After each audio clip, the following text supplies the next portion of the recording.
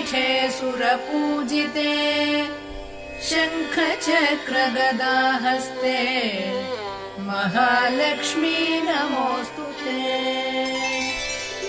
नमस्ते गरुडारूढे दोलासुरभयङ्करी सर्वपापहरे देवी महालक्ष्मी नमोऽस्तुते। सर्वज्ञे सर्ववरदे सर्वदुष्टभयङ्करी सर्वदुःखहरे देवी महालक्ष्मी